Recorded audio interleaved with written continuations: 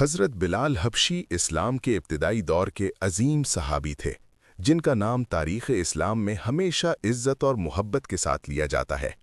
حضرت بلال حبشی کا تعلق حبشہ یعنی موجودہ ایتھوپیا سے تھا، اسی وجہ سے انہیں حبشی کہا جاتا ہے۔ آپ کا نسب ایک غلام خاندان سے تھا۔ آپ کے والد کا نام رباح اور والدہ کا نام حمامہ تھا۔ حضرت بلال حبشی شروع میں مکہ مکرمہ میں ایک سردار امیہ بن خلف کے غلام تھے اور سخت مشقت کا کام کرتے تھے۔ وہ نہایت سادہ مزاج، محنتی اور سچے انسان تھے، لیکن غلام ہونے کی وجہ سے انہیں کوئی عزت حاصل نہ تھی۔ جب مکہ میں اسلام کی روشنی پھیلنا شروع ہوئی اور نبی کریم صلی اللہ علیہ وسلم نے لوگوں کو اللہ کی عبادت کی طرف بلایا تو حضرت بلال حبشی نے بھی اسلام کی تعلیمات سنی۔ توحید کا پیغام ان کے دل میں اتر گیا اور وہ فوراً ایمان لے آئے۔ انہوں نے خفیہ طور پر اسلام قبول کیا، لیکن کچھ عرصے بعد ان کے مالک کو اس بات کا علم ہو گیا۔ اس کے بعد حضرت بلال حبشی پر سخت ظلم شروع ہو گیا۔ انہیں تپتی ہوئی ریت پر لٹایا جاتا، سینے پر بھاری پتھر رکھ دیا جاتا اور کہا جاتا کہ محمد صلی اللہ علیہ وسلم کا انکار کرو۔ لیکن حضرت بلال حبشی صرف ایک ہی کلمہ کہتے تھے، احد احد، یعنی اللہ ایک ہے، اللہ ایک ہے۔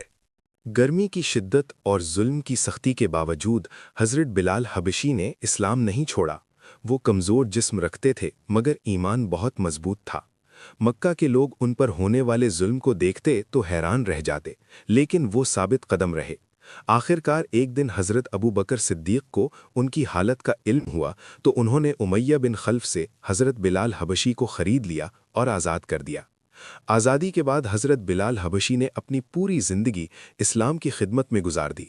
حضرت بلال حبشی کو رسول اللہ صلی اللہ علیہ وسلم سے بے حد محبت تھی اور رسول اللہ صلی اللہ علیہ وسلم بھی ان سے بہت محبت کرتے تھے۔ جب مدینہ منورہ میں اسلامی ریاست قائم ہوئی تو نماز کے لیے اذان دینے کا طریقہ مقرر کیا گیا۔ رسول اللہ صلی اللہ علیہ وسلم نے حضرت بلال حبشی کو پہلا مؤذن منتخب فرمایا۔ ان کی آواز بہت بلند اور پر اثر تھی۔ جب وہ اذان دیتے تو پورا مدینہ گونج اٹھتا اور لوگوں کے دلوں میں اللہ کی یاد تازہ ہو جاتی۔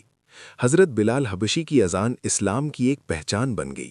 فتح مکہ کے موقع پر رسول اللہ صلی اللہ علیہ وسلم نے حضرت بلال حبشی کو حکم دیا کہ وہ خانہ کعبہ کی چھت پر چڑھ کر اذان دیں۔ یہ بہت بڑا اعزاز تھا، کیونکہ ایک سابق غلام کو اللہ کے گھر کی چھت پر کھڑا کر کے اذان دینے کا حکم دیا گیا۔ اس منظر نے یہ ثابت کر دیا کہ اسلام میں عزت کا معیار رنگ، نسل یا دولت نہیں، بلکہ تقوی اور ایمان ہے۔ رسول اللہ صلی اللہ علیہ وسلم کی وفات کے بعد حضرت بلال حبشی بہت غمگین رہنے لگے۔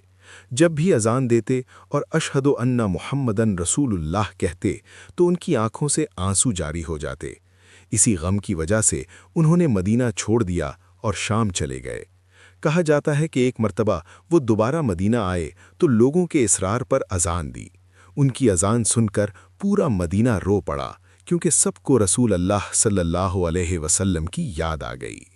حضرت بلال حبشی رضی اللہ عنہ کی زندگی ہمیں یہ سبق دیتی ہے کہ اللہ کے نزدیک سب انسان برابر ہیں۔ اصل عزت ایمان اور نیک اعمال میں ہے۔ ایک غلام سے اسلام کے عظیم صحابی بننے تک کا ان کا سفر ایمان، صبر اور قربانی کی روشن مثال ہے۔ حضرت بلال حبشی رضی اللہ عنہ کا نام قیامت تک اسلام کے بہادر اور مخلص خادم کے طور پر یاد رکھا جائے گا۔